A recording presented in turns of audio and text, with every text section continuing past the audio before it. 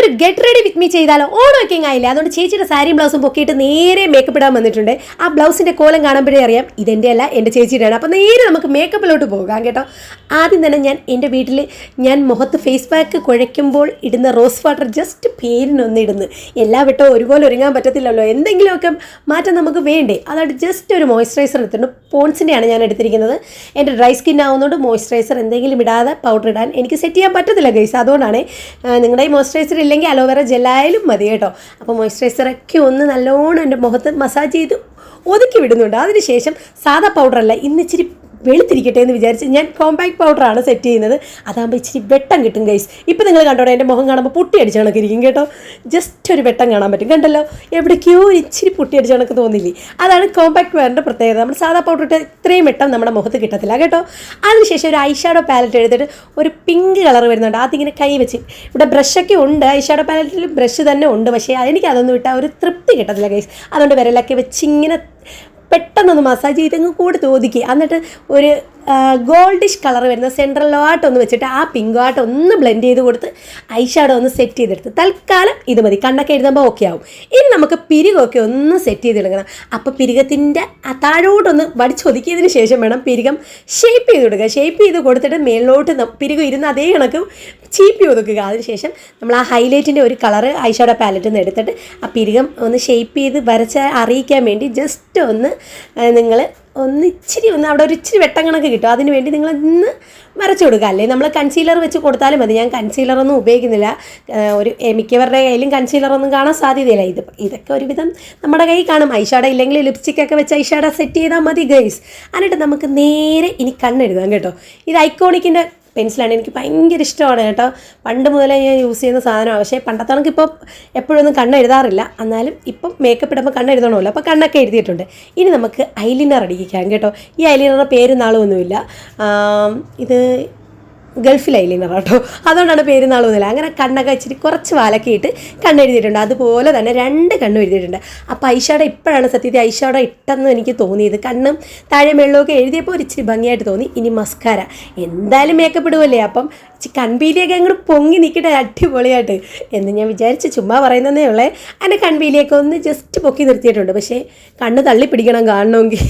കൺപീലിയൊന്നും എനിക്ക് കാണാൻ പറ്റുന്നതേ ഇല്ല. പിന്നെ എൻ്റെ കയ്യിലുണ്ടായിരുന്ന ഒരു ലിപ് ലൈനർ എടുത്ത് ചുമ്മാ എൻ്റെ ചുണ്ടിൻ്റെ ഷേപ്പിൽ ഒന്ന് മാർക്ക് ചെയ്ത് കൊടുത്തു. അല്ലെങ്കിൽ ചുണ്ട് കാണാൻ പറ്റത്തില്ല ഗൈസ്. അതുകൊണ്ട് ഒന്ന് ചുമ്മാ ഷേപ്പ് ചെയ്ത് കൊടുക്കുന്നതേ ഉള്ളൂ കേട്ടോ. എന്നിട്ട് അത് വെച്ച് തന്നെ ഒന്ന് അതിൻ്റെ അകത്തോട്ട് ഉള്ളിലോട്ട് ഇച്ചിരി മേളിലും താഴെയായിട്ട്, മേളത്തെ ചുണ്ടിലും താഴത്തെ ചുണ്ടിലായിട്ട് ഒന്ന് ഇച്ചിരി ബ്ലെൻഡ് ചെയ്ത് കൊടുക്കുന്നുണ്ട്. എന്നിട്ട് ആ ലിപ് ലൈനറോട് മാച്ചാവുന്ന തന്നെ ഒരു വലിയ ലിപ്സ്റ്റിക്ക് ഇതാ ഇപ്പം നിങ്ങൾ കണ്ടോ.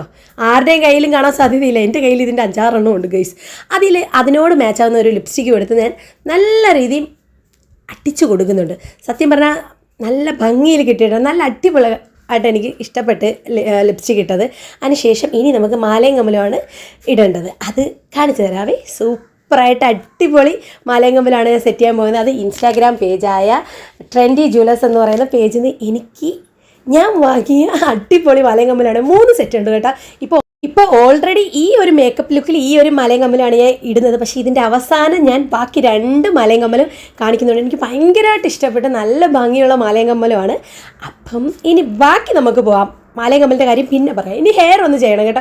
എനിക്ക് മുടിയില്ല എന്ന് വെച്ചാൽ എൻ്റെ മുട്ട അടിച്ചിട്ട് കിളിച്ച് വന്ന മുടിയാണ്. അപ്പോൾ മുടി ഇല്ലാത്തതുകൊണ്ട് പ്രത്യേകിച്ച് ബൺ സ്റ്റൈലൊന്നും ഞാൻ ചെയ്യുന്നില്ല. സിമ്പിളായിട്ട് എൻ്റെ കയ്യിൽ മുല്ലപ്പൂവും ഇല്ല.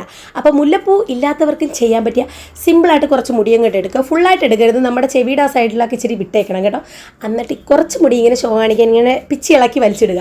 എന്നിട്ട് നമ്മൾ മുടിയിലോട്ട് വയ്ക്കുക. ഇതുപോലെ തുളസി എടുക്കുക. ഓണമൊക്കെ അല്ലേ, എപ്പോഴും മുല്ലപ്പൂ വെച്ചാൽ ഭയങ്കര ബോറടിക്കത്തില്ലേ. മുല്ലപ്പൂ മേടിക്കാൻ പൈസ ഇല്ലാത്തവർക്ക് വീട്ടിൽ നിന്ന് തുളസി പറിക്കുക, എന്നിട്ട് ഇതുപോലെ കുത്തി വയ്ക്കുക.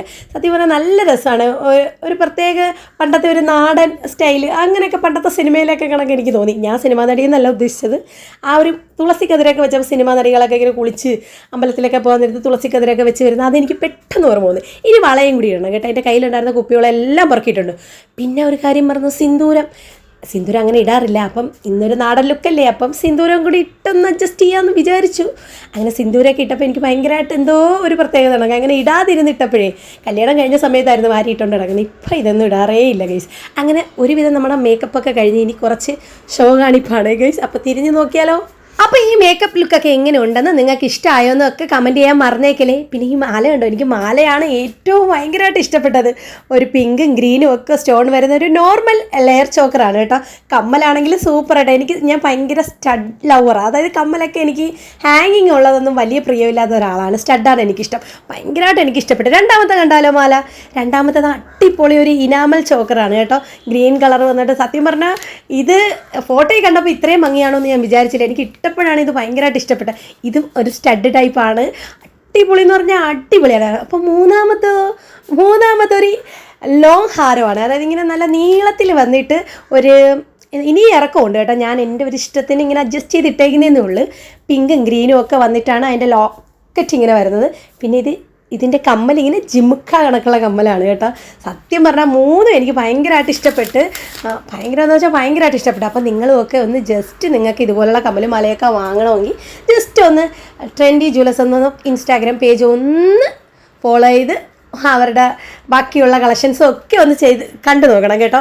എന്തായാലും എനിക്ക് ഭയങ്കരമായിട്ട് ഇഷ്ടപ്പെട്ടു. അപ്പം എൻ്റെ ഈ മേക്കപ്പ് ലുക്കും ഈ മാലയും കമ്മലും ഒക്കെ നിങ്ങൾക്ക് ഇഷ്ടമായിട്ടുണ്ടെങ്കിൽ ഉറപ്പായിട്ടും കമൻറ്റ് ചെയ്യണം. ഏത് മാലയാണ് ഏത് കമ്മലാണ് ഇഷ്ടപ്പെട്ടതെന്നും കമൻറ്റ് ചെയ്യാൻ മറന്നേക്കല്ലേ. അപ്പം ഇനിയും ഇതുപോലുള്ള വീഡിയോസ് വേണമെങ്കിൽ ഉറപ്പായിട്ടും പറയണം. പിന്നെ ഹെയർ സ്റ്റൈൽ എനിക്ക് മുടിയില്ലാത്തതുകൊണ്ടാണ് ഞാൻ സിമ്പിൾ ഹെയർ സ്റ്റൈൽ നമ്മുടെ തുളസിയിൽ അങ്ങ് ഒതുക്കിയത്. നിങ്ങൾക്ക് മുല്ലപ്പൂവൊക്കെ വെച്ചുള്ള ഹെയർ സ്റ്റൈൽ വേണമെങ്കിൽ ഉറപ്പായിട്ടും കമൻറ്റ് ചെയ്താൽ മതി. എൻ്റെ മോക്ക് മുടിയുണ്ട്, അപ്പം എൻ്റെ മോക്കുടെ മുടി പരീക്ഷിച്ച് നോക്കുന്നതായിരിക്കും. അപ്പോൾ ഇനിയും നല്ലൊരു വീഡിയോ ആയിട്ട് കാണാം. ബായ്.